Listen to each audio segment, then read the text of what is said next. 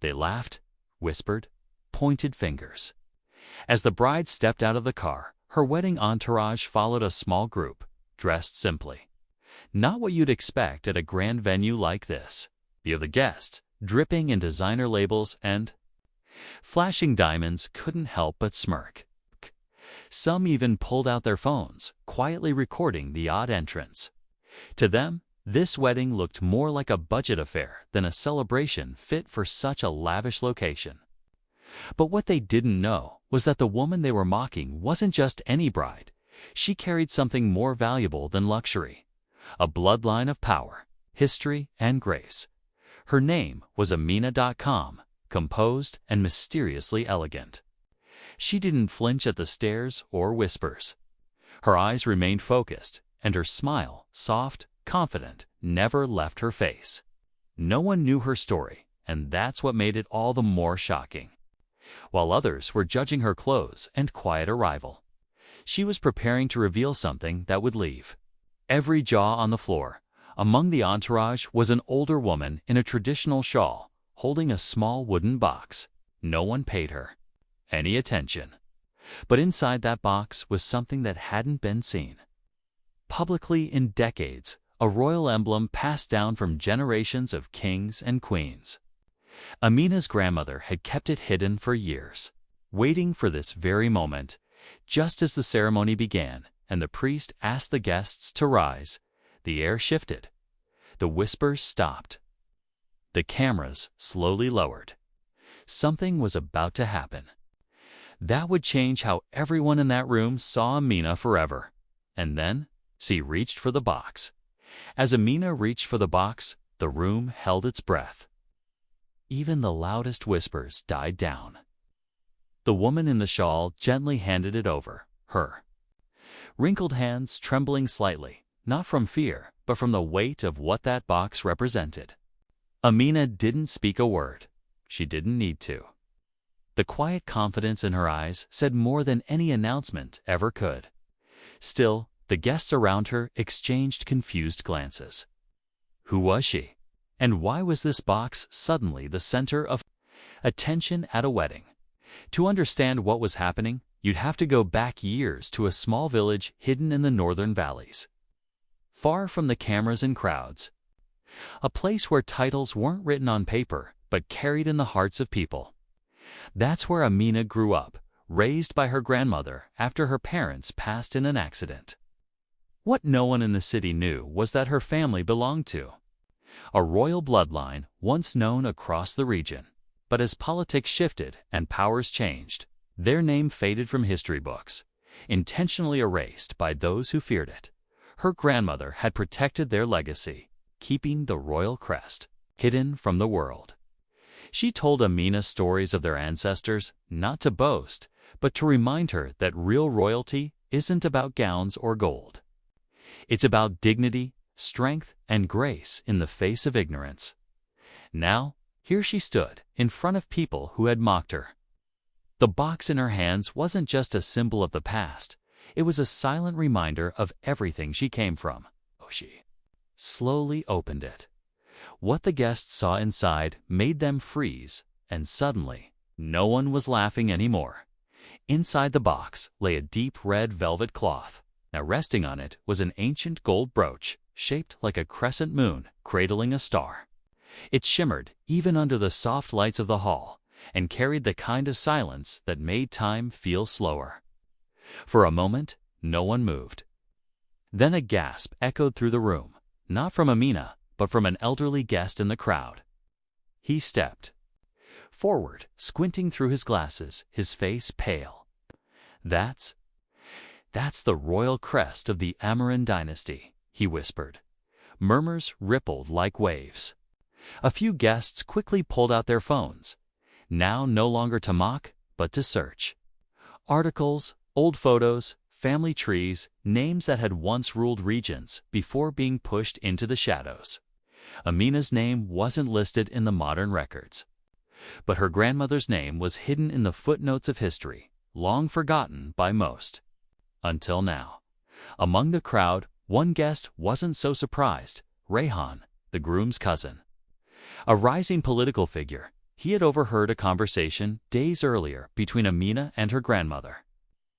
He had dismissed it then, thinking it was just family folklore. But now, seeing the emblem with his own eyes, his mind started spinning. If this was true, Amina's quiet presence posed a threat to more than just family pride. It could shake local politics. The groom's family, proud and powerful, had expected to marry into a modest background, not royalty. Rihan knew this. Revelation could stir jealousy, even fear. Meanwhile, outside the venue, a black SUV pulled up slowly. A man stepped out, speaking into a headset. "We've confirmed the crest. She's revealed it." His voice was low, urgent. "Should we move in?"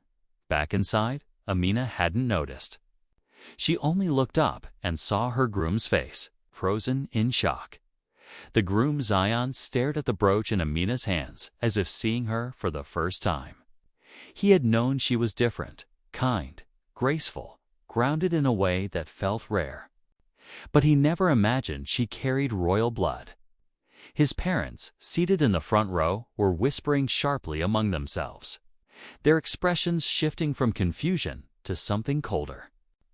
They had expected a quiet alliance, a simple girl from the hills, not someone whose presence could outshine their family's influence in one silent move.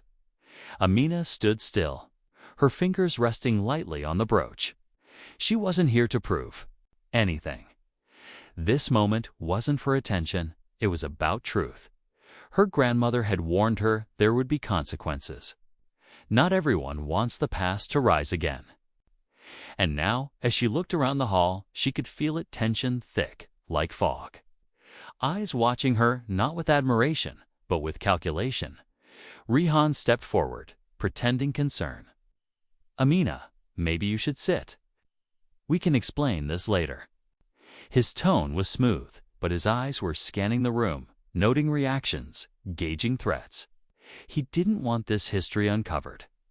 Too many people had too much to lose. Outside, the man with the headset had moved closer to the entrance. Two more figures joined him, dressed in dark suits, speaking in hushed tones. "We didn't expect her to reveal it so publicly," one said. If the media catches wind of this inside, the officiant tried to continue the ceremony, but the focus was gone. Amina finally spoke, her voice calm but firm. "I didn't come here to change anything, but I won't hide who I am."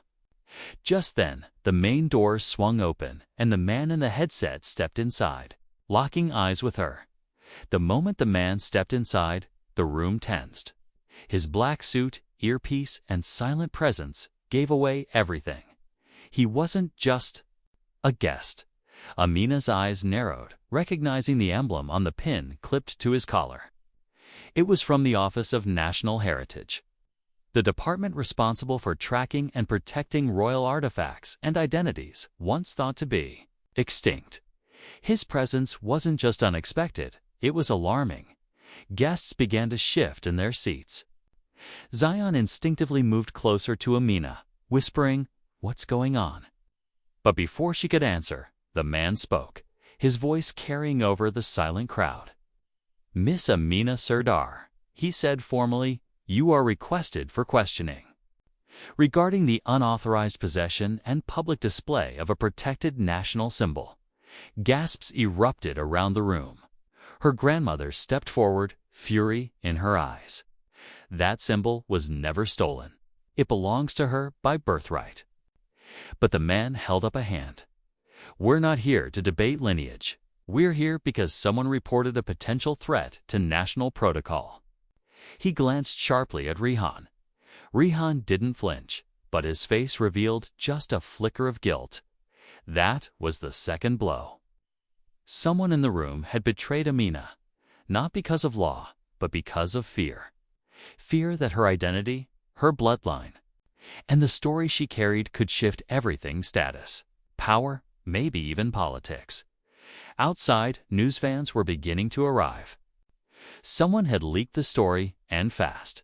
Inside, Amina stood frozen between two worlds, the truth of her past and the life she had planned with Zion. The air buzzed with whispers.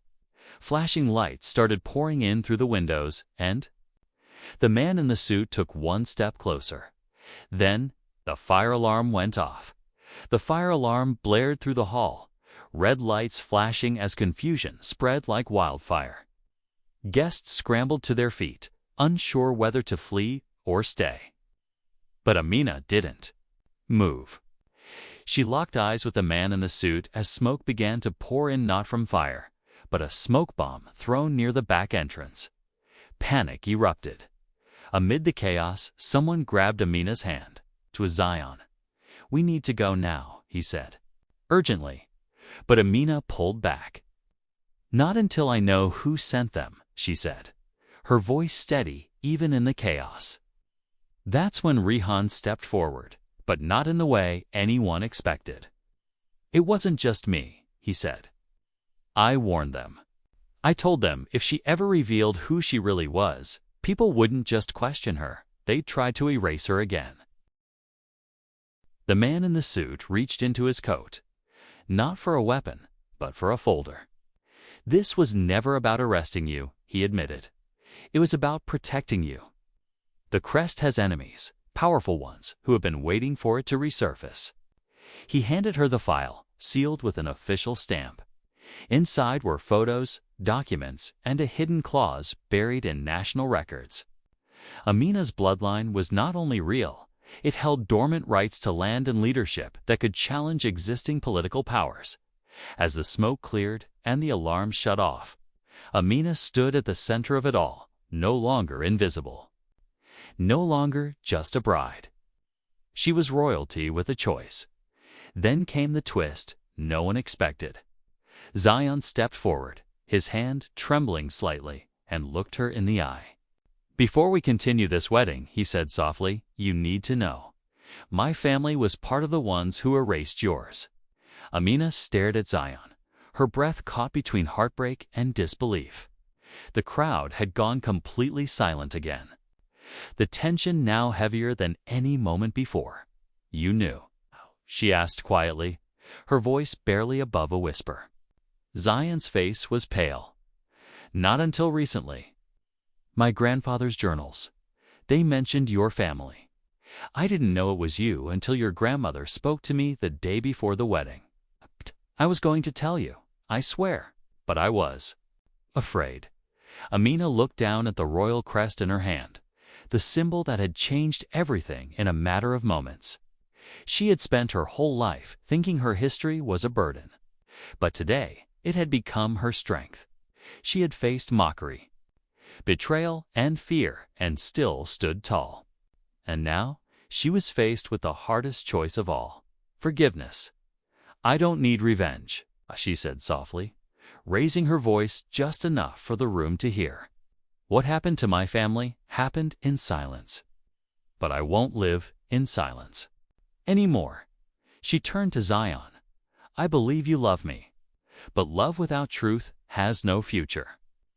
He nodded, eyes glistening with emotion.